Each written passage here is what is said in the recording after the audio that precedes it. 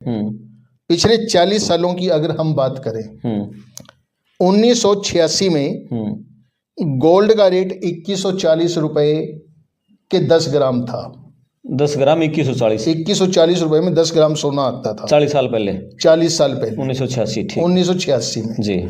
और उस वक्त 1986 में जो वेतन आयोग लागू किया गया था, मूल वेतन मिनिमम 750 रुपए था जी।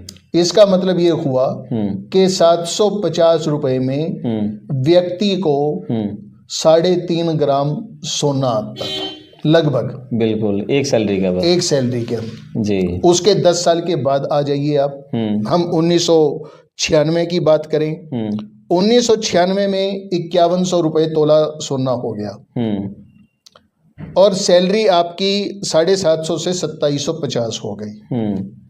तो आप कह सकते हो कि लगभग आधा ग्राम 5 ग्राम सोना आ गया। आप कह सकते हो कि 10 साल में हमारा एम्प्लॉय अपनी बेसिक सैलरी में 1.5 ग्राम सोना और खरीदने के लायक हो गया जी। 10 साल में जी। अभी देखना आप पीढ़ी बदल जाती है सर। हर 10 साल बाद 10 साल के बाद जी। फिर हम 2006 की बात करें जी, 2006 में सोने का रेट था 8500 रुपए जी और मिनिमम सैलरी थी 7000 रुपए जी। तो उसमें लगभग 8 ग्राम सोना आप खरीद सकते थे जी।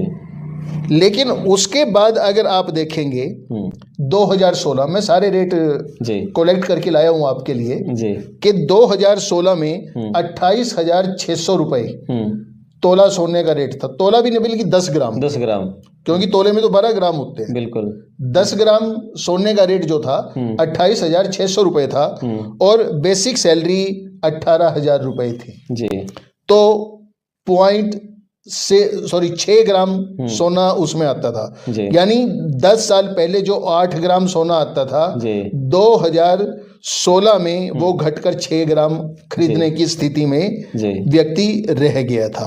अब जैसा आपने बताया कि सैलरी बढ़कर 2026 में मिनिमम 51,000 हो जाएगी जी।